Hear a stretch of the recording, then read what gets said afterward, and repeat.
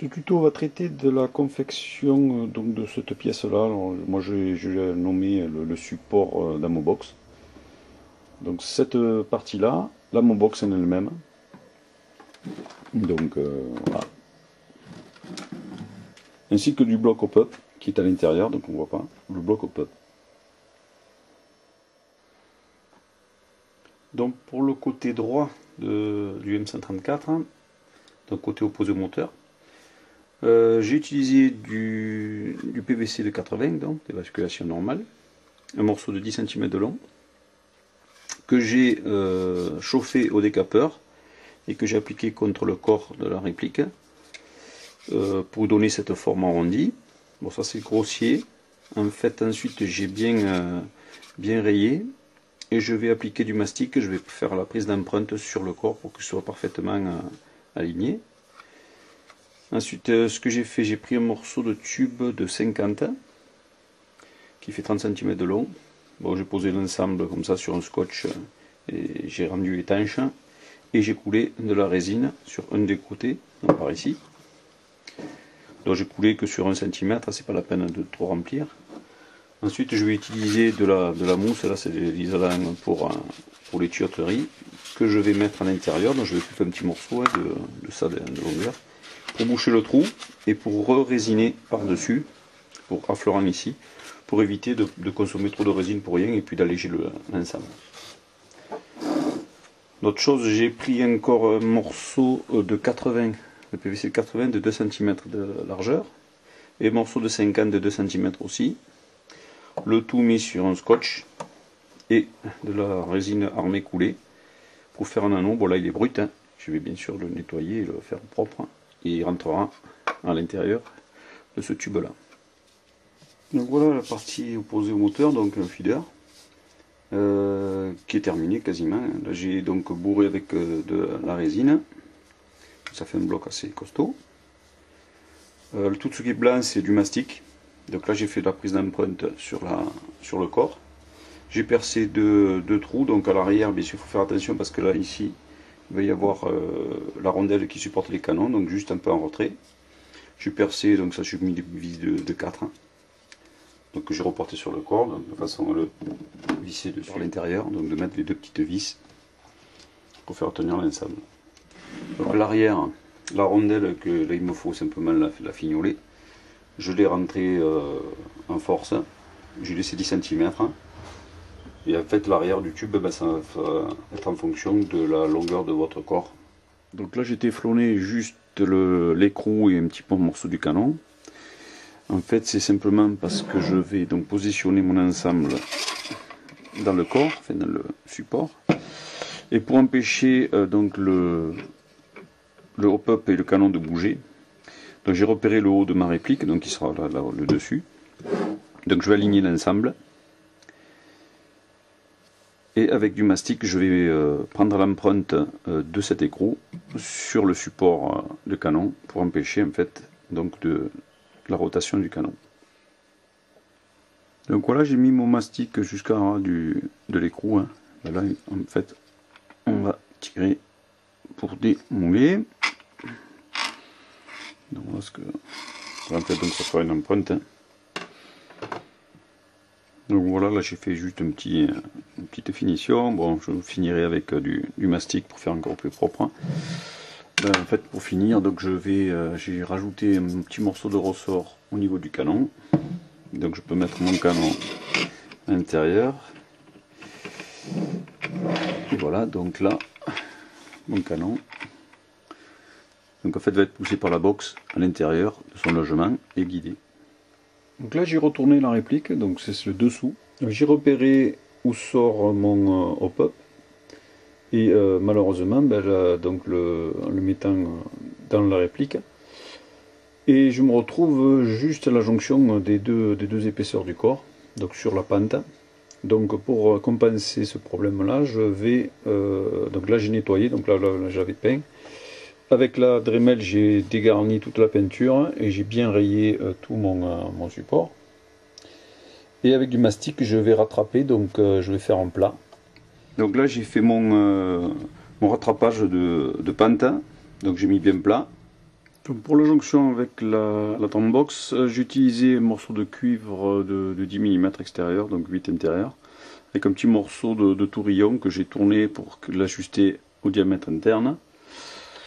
Ceci afin de faire un moulage en mastic Saint-Ofer. Donc au bout de la box c'est un anneau fileté, donc je vais faire l'empreinte de ça, donc on le met là. Et donc le bois je l'ai ajusté pour qu'il rentre tout juste dedans. Donc une fois qu'on en est arrivé à ce montage là, je vais juste mettre un petit coup de scotch pour empêcher la rondelle de bouger derrière. Et je vais mettre du téflon sur le cuivre et le bois pour pas que le mastic accroche.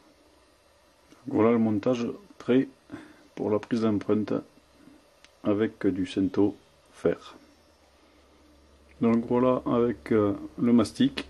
Donc c'est pas la fin de faire super propre, on va finir à la râpe et la lime.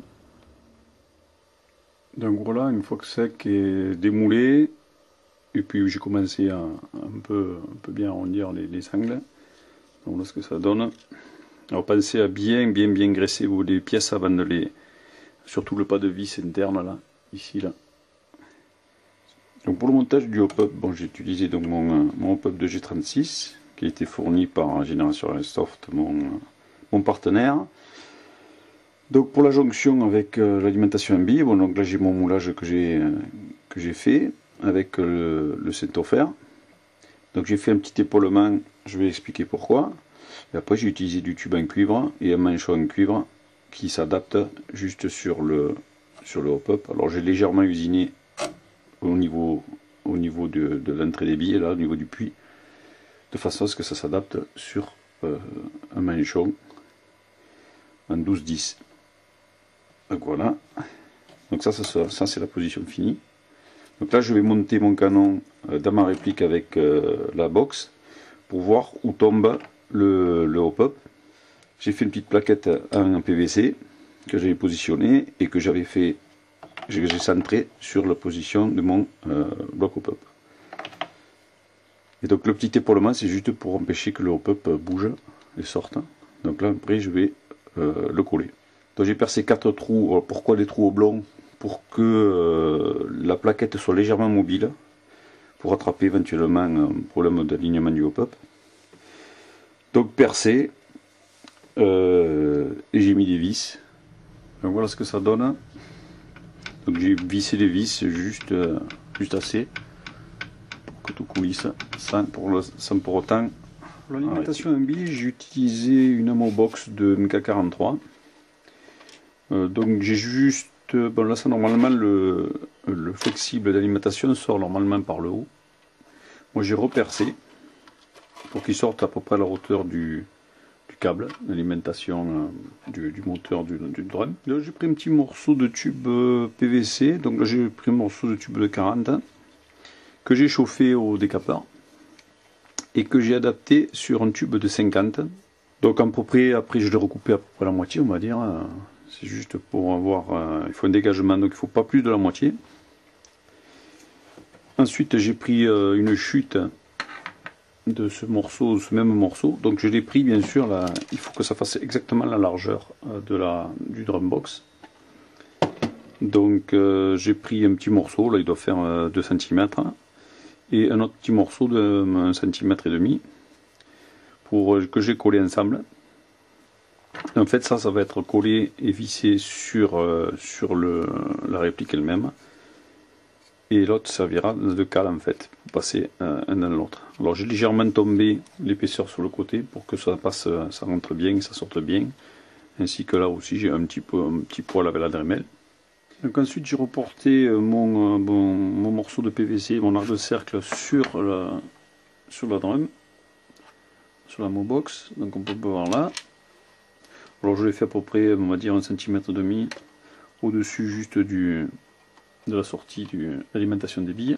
Donc une fois que j'ai eu ajusté mon perçage et mon trou, donc je repositionne le morceau de PVC. Donc il faut impérativement que le côté que j'ai légèrement tombé dépasse bien, d'au moins un petit centimètre. Donc là on va coller avec de la cyano. Donc là j'ai fixé ma plaquette. donc de support de la Mobox, le support bas. Donc voilà en fait comment ça se positionner, hein, c'est juste donc en fait voilà le dessous. Donc ça c'est la partie basse, donc voilà. Il suffira de bouger, de faire tourner la Mobox un petit tour et le bas est verrouillé. Donc pour la partie supérieure, donc la fixation elle-même, j'ai commencé à faire des perçages là, juste pour que le mastic accroche, parce que je vais faire deux petits supports là, pour pouvoir faire mon système de verrouillage avec du mastic. J'ai façonné donc mes deux ergots en ceintoffer. Donc là c'est encore grossier, je vais les finir.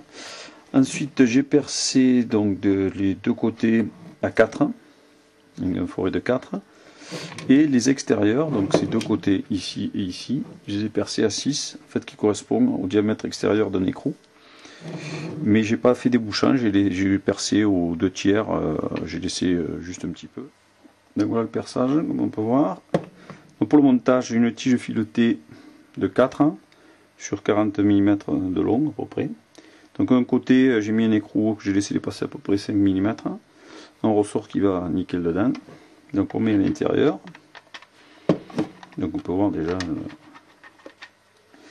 Dans l'autre côté, on met un écrou. Ensuite, on prend un petit morceau de plastique. Donc c'est juste pour faire une plaquette pour pouvoir actionner l'ensemble. Donc on met, donc j'ai ajusté bien sûr, et on met un autre écrou pour tenir la plaquette. Donc on serre les deux écrous. Et voilà, le système à ergot. Donc à faire pareil de l'autre côté. J'ai retiré le couvercle du dessus, donc qui était juste vissé. Et ensuite j'ai coupé jusqu'au pan incliné qui est ici. J'ai gardé juste un petit morceau qui va me servir pour jointer une autre plaque par-dessus. Donc ça va être pour faire l'inclinaison. Et ici, à peu près, on a une inclinaison pour qu'une fois que les billes sont dedans, la gravité descende à l'intérieur. Donc pour que la Mobox soit proportionnée, donc la Mobox d'origine faisait un petit peu petite par rapport au bande de 762 cartouches, donc j'ai préféré faire carrément un habillage. Donc c'est du plastique, du PVC, donc que j'ai trouvé à la déchetterie, que j'ai taillé, coupé, ajusté et collé pour donner un aspect un peu plus mastoc à la Mobox. J'ai collé le pan incliné, donc là il est relevé parce que c'est la fin de la box. Avec un fer à souder, j'ai tombé un peu l'angle pour que ça fasse un peu une pente douce. Donc là je peux pouvoir mettre mon habillage en PVC par-dessus. Donc là mon habillage collé par-dessus avec la cyano, et avec un fer à souder, je vais le faire tenir et souder les deux ensemble. Donc voilà l'intérieur de la Mobox. Donc voilà la Mobox quasiment terminée. Bon, je me suis pas trop tardé sur les détails au niveau de la conception. Bon, c'est que de l'habillage. Hein. Donc j'ai repercé sur le dessus un trou et j'ai récupéré le capot de la Mobox de la MK43 pour le réutiliser. Et tout le reste c'est du décapeur, du PVC tordu et du mastic. Donc un dégraissage et mise en peinture. La Mobox a été peinte en noir mat, 2 couches. Et donc simplement finition, j'ai l'embout, là j'ai simplement mis un petit jack. Donc là un mâle et il y a le jack femelle donc sous le corps pour la brancher directement.